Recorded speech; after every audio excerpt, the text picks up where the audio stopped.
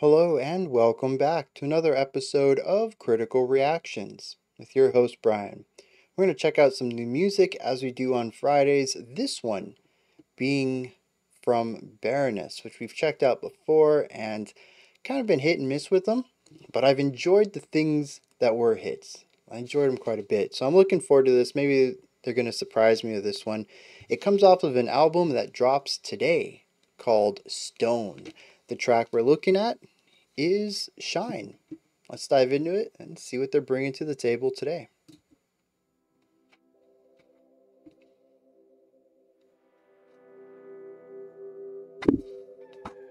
So sorry.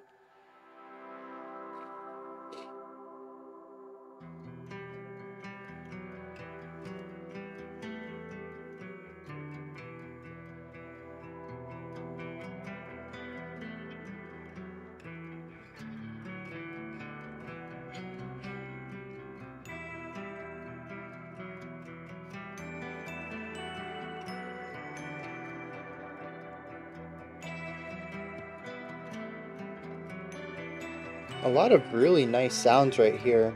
The bells, the heavy vibrato guitar over here. Even the echo off of this main acoustic guitar sounds great.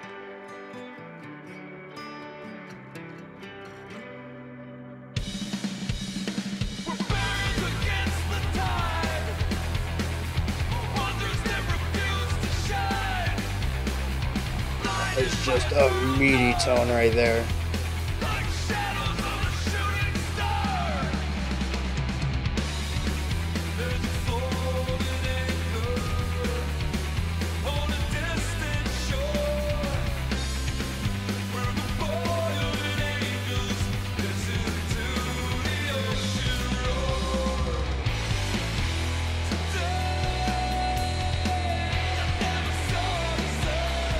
A little bit of a psychedelic angle to this track too.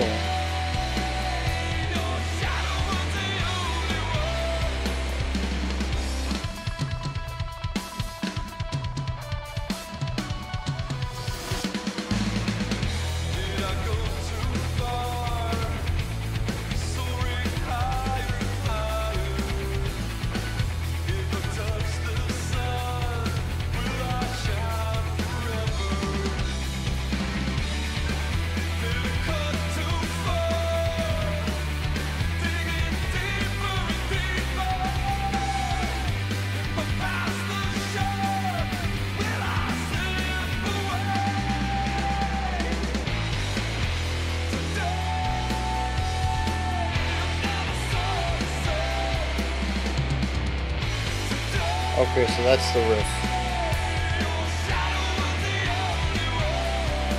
Yeah. Alright. Oh man, that harmony.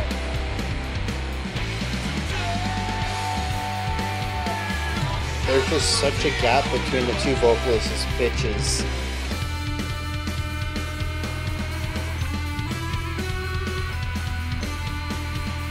The bells hidden behind the guitar here.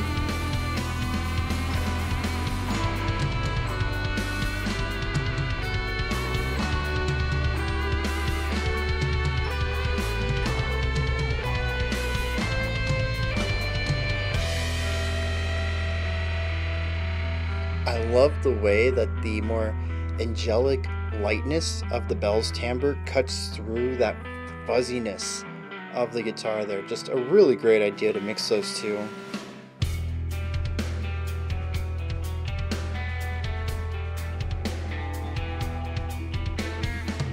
Really nice groove of the bass kick against the snare backbeat.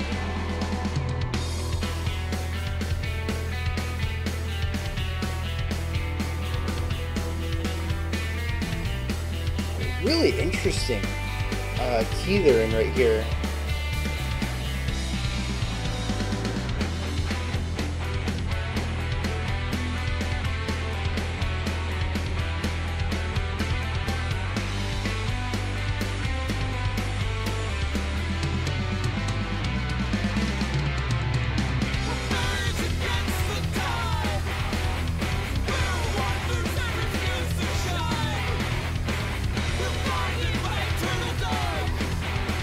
rhythmic separation of our two vocal lines.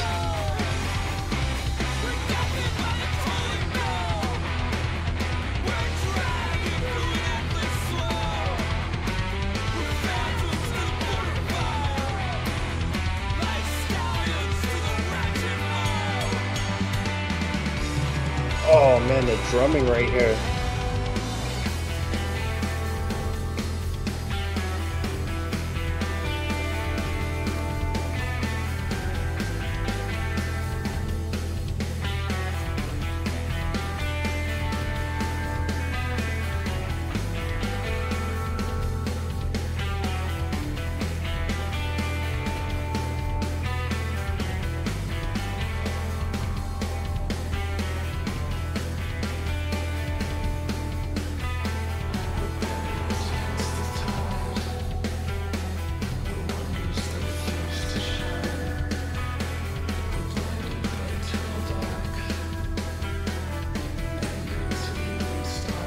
Fade out the guitars, but keep the drums.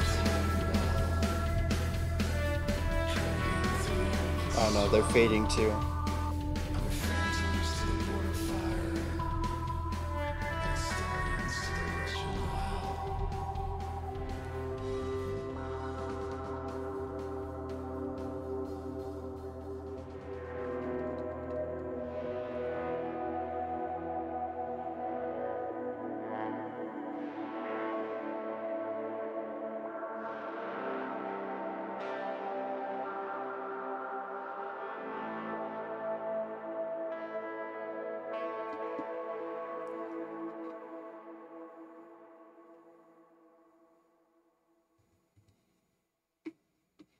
So, is that stoner rock?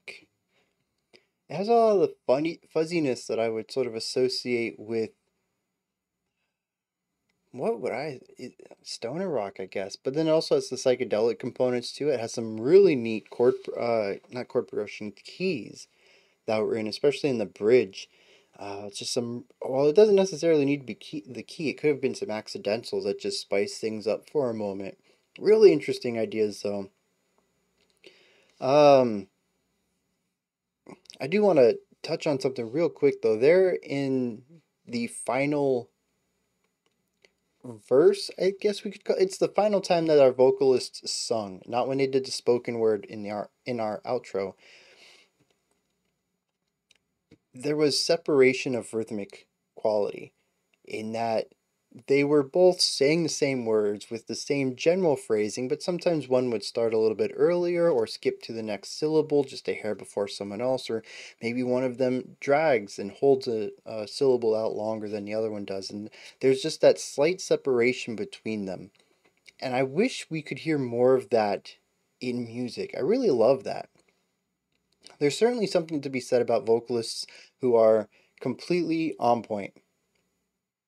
They just, multiple vocalists, two, three, and they all start at the same time, stop at the same time. It's that same perfection that I talk about that I really enjoy in stuff like tech death. And when it comes to musical theater, prog rock, more technical styles of music, I think it's really good to have that level of technicality in the performance, of having all your vocalists on the same page all the time. But I also enjoy the other side of that, much like I like the roughness of some indie rock works as far as production and performance go, and how I typically praise the lack of being on beat in stuff like Funeral Doom that adds to the atmosphere. I think that this, when used in the right uh, situations, can completely embellish what a work is trying to do, because it no longer feels like two voices acting as one, it's two voices acting as two. There is that little bit of individualism to the voices that allows them to stand out just a hair bit from the other and creates this duality.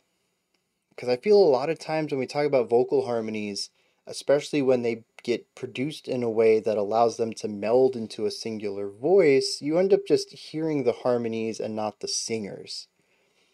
And this ensures that the opposite of that happen. Well, no, not the opposite. That you hear the harmony itself, but also you hear the vocalists, you hear the singers. They're not just how they sound together. It's not just the stacking of timbres and notes. It's the vocal delivery as well. And I really appreciated hearing it here. And I'm trying to think of other times that I've heard this, and I know I have, but I honestly can't think of it. But I know I've enjoyed it and other times too. And like I said, it's not something that I would say fits every project, but it is something I'd like to hear a little bit more of. Just a little bit of looseness in harmony delivering. A lot of this track is groovy, fat, fuzzy guitar work with dual guitars, usually doing some sort of dyads, playing the same lines, harmonies though, with a bass sitting in the middle, just absolutely killing it. The bass is sort of an unsung hero here because while the guitars have a meaty lower end sound and take up a ton of space, it's really easy to lose sight of the bass. Kind of forget it's there or hear what it's doing, but it's doing a lot of really cool stuff. And so if you are listening to this now and you're like, wait, I don't remember there being a bass in here, go back, give the song another listen, and specifically try to pick out the bass. There are some really slick bass licks in here that just sound so good played against what our guitars are doing, and sometimes in tandem with what the guitars are doing. And it just sounds great. The bass has a really nice tone, but it doesn't have any of that meaty fuzziness that the guitars do, so it has problems competing. I think the producer did the best job they could have at allowing it to be heard anytime through the song, but if they had given it any more presence to make it so that it stands out a bit, it would have completely unbalanced the track. So it is veiled, it is obscured a bit, but it's not difficult to pick out if you're looking for it. And I think that's honestly, it's a middle of the road thing, and it's the best option that could have been done and should have been done, given what kind of sound they're going for with the guitars being so loud. Um, oh man, on the topic of harmony, I completely forgot about this, and texture stacking. There are some bells in this. We don't get to hear a lot of them, mostly in the intro. I think a little bit in our opening verse, and then in the bridge, the guitar solo. But it got paired with the guitar solo. And I mentioned during the reaction, I really love the way this sounds. There is this earthy, meaty, sludgy, lethargic guitar sound. It is massive, it takes up so much space, and it is heavy. It feels like it is of the earth. And then you have this bell, probably a glockenspiel of some sort, that just sort of soars over everything, but it plays the exact same thing, and it's so small and precise and bright that it sort of pierces through all that width and heaviness and lower end sound from the bass, I mean from the guitar, and sort of surrounds it. So you get this really bright levity surrounding this just mass. And it sounds phenomenal. And I gotta incorporate this somehow into one of my works because I just love that. It sounds so good. And it's such a simple idea. Just take something light and bouncy and put it on something heavy and weighty and large. Have them play the same exact line, do a little copy paste, maybe jump it up an octave on one of the instruments, and bam, you got it. And it's such a simple idea, but it's so effective at what it does. Man. In fact, now that I think about it, there's just a lot of harmony in here. The two guitars are typically playing the same thing but harmonized. The bass is sometimes harmonized against the guitars. We have that solo, which features the dyad between the guitar and the bells, and the vocals are harmonized throughout. All the verses are ending, and some of the chorus.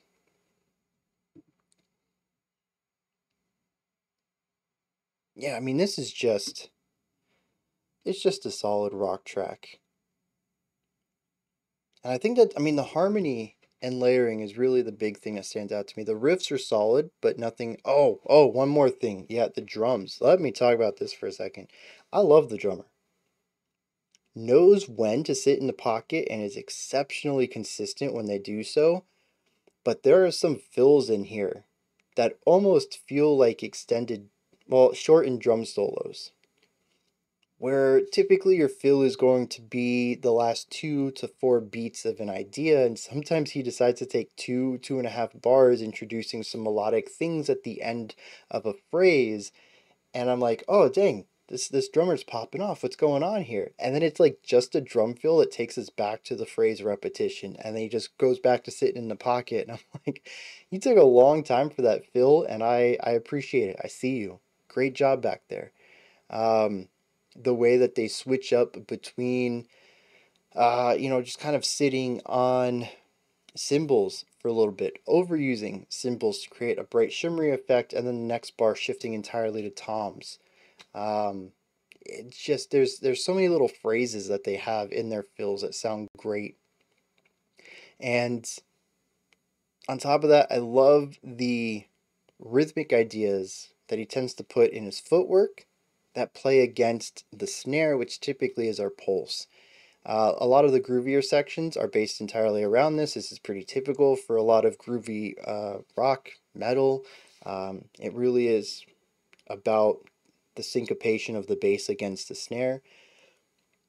But the specific rhythms he uses are ever evolving, or at least the phrasing is larger than 1 bar, which tends to be what I think about when I think about groovy drum ideas, is like 1 or 2 bar ideas, and I think his are like 4 or 8, and that they're just consistently adding to the rhythmic nuance of the track in a way that keeps with the groove and is invisible if you're not looking for it, but the moment you pay attention to it, you're like, yeah, dang. So the footwork keeps changing. It's solid. It's solid plus, I think. And this is going to be like a good example of like an 8 or a 9. When I talk about, bands that are like a 6 or 7, it's the small changes that are going to put you up towards the top of a rating. These are those small changes. Harmonies, uh, larger phrases, rhythmic syncopation. Nothing in here is exceptionally different or odd for the genre, but it's a lot of little decisions that add up to something that feels more than traditional. It really feels like a little bit of extra effort was put in, and I think that's what makes it feel better and sound better than other bands who are creating similar music. I'm going to take a moment to hit the lyrics, and then we're going to wrap this one up. The lyrics seem to be about being larger than life, particularly a group of people being larger than life. So powerful even to stop the natural order of things. Starts off, says, we're barriers against the tide and we're wonders that refuse to shine, which I think is a really interesting line right there. The chorus, though, confuses me just a hair bit. It says, today I never saw the sun, today your shadow was the only one.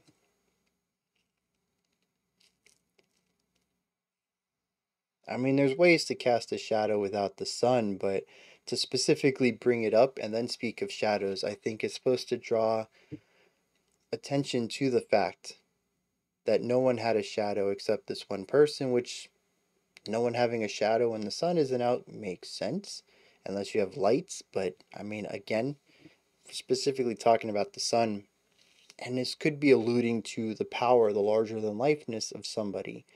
They tower so tall metaphorically that they can cast a shadow without the sun's help, without a light source, so to speak. Verse 2, though, speaks about questioning their power, questioning their process and the extents that they are willing to go. It says, did I go too far, soaring higher and higher? If I touch the sun, will I shine forever? Did I cut too far, digging deeper and deeper? If I pass the shore, will I slip away?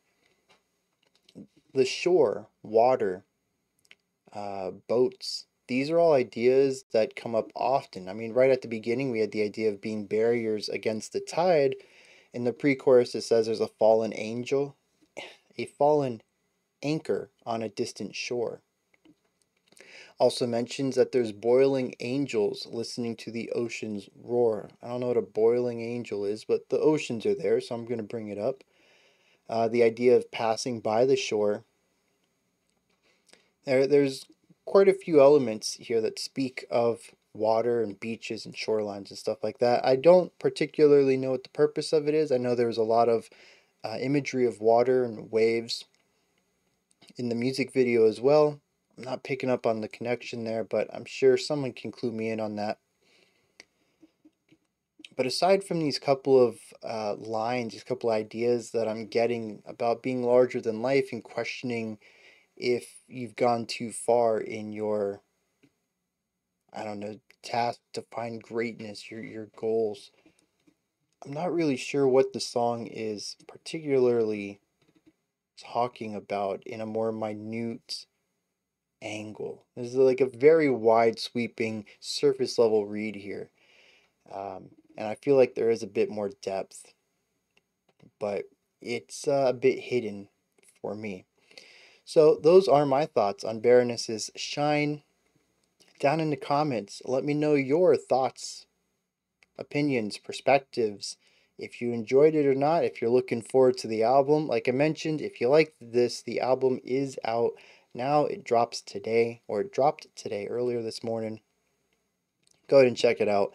Above the comment section in the description box, you'll find a link to Linktree, which takes you to this menu. You can find links to my music, ways to support the channel, a link to the Discord server, and so much more. Above that, if you could, like, subscribe, and ring the bell, I greatly appreciate all three of those. We do have one more new song today that I want to check out. It's from a band called Koyo. Koyo? And I've been told that they're sort of post-hardcore emo, and like I couldn't turn down checking out some new stuff in that genre. So that's what we're going to do next. Otherwise, y'all know, I'll be back tomorrow. We got an album to check out, 5 p.m. Eastern Standard Time, 9 p.m. UTC, as usual. Until next time, remember to be critical, not cynical, of the music you listen to, and have a fantastic morning, afternoon, or evening, whenever you choose to watch my videos.